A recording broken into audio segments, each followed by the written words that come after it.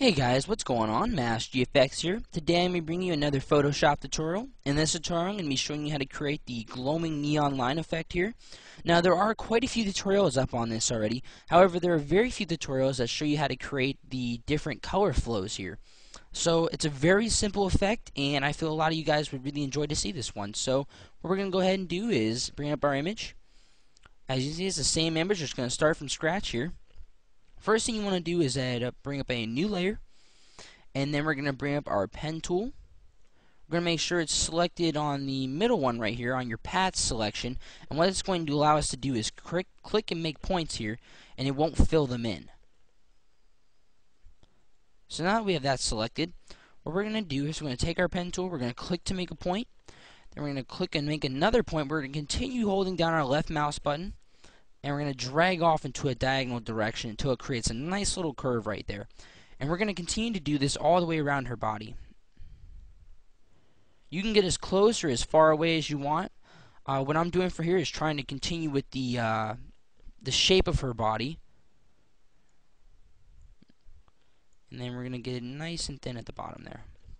Alright, now that we have that done, the next step we're going to want to do is bring up our brush tool. So we're going to hit our B key, and then we're going to right click, and we're going to scroll up to the top here. And for this one, for the image on this, I'm going to be selecting the brush size of 9.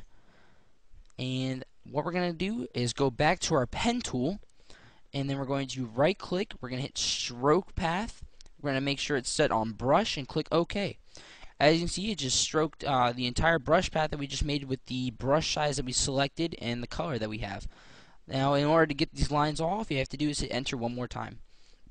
Now, and as you can see, it's just one plain color right here. Now, this is where I'm going to show you how to create the multi-color effect. What we're going to do is we're going to create another new layer. We're going to again hit up our B key. We're going to right click. We're going to go to our size 300 brush, soft edge, and then we're going to bring up our colors. Now, as you can see, it's already set to yellow, so I'm not going to be using yellow again. For this, I'm going to be selecting a hot pink first. I'm just going to hold down my left mouse button and then go over, certain parts of the line. And then again, I'm going to bring up another color. This for selecting, I'm going to select a nice blue. And continuing following along the path. Again, selecting another color, and I'm going to do a neon green. And you do not have to be super precise about this, guys. Don't worry about, zooming in and getting as close as you can to the lines. You don't have to worry about that, and I'll show you why here in a second. So for the last color, I'm going to select white and just get all that. As you can see, it's a complete mess right now, and it doesn't look anything like what I showed you before. Now here's how you fix that problem. What we're going to do is if you go up to your layer where you did your brushes, and you hold down your Alt key, and then you go in between your pen layer and your brushes layer, and you click, and you'll see a little thumbnail pop up. Now if you click on that, it will create a clipping mask to the line that you just made. So as you can see, we have that nice little color effects right here. And next we're going to do is we're going to bring it out and add that neon, the really nice glow effect to it. So for this, we're going to go to our pen layer that we created the shape on. We're going to double click to bring up our blending options.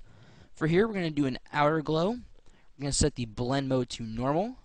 We're going to set the color to white for this one. Opacity to 100%.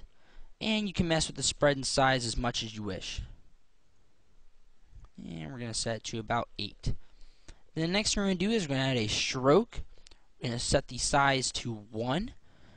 Set the color to white. And it'll create just a little bit, it'll add a nice little stroke on the outside of it just to bring it out a little bit more. Go ahead and click OK.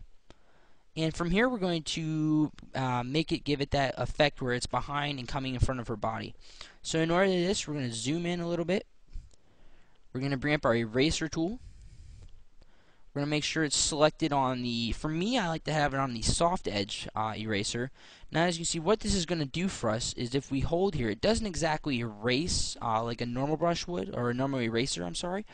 But what this will allow us to do is we can get really, a really nice selection here as close to her head as possible, because it will slowly, fade away the pixels of the brush that we did. So we can get nice and close here. And I'm not being, super precise on this, guys, so don't, don't hold it against me here. I'm just trying to make this a really fast and easy tutorial.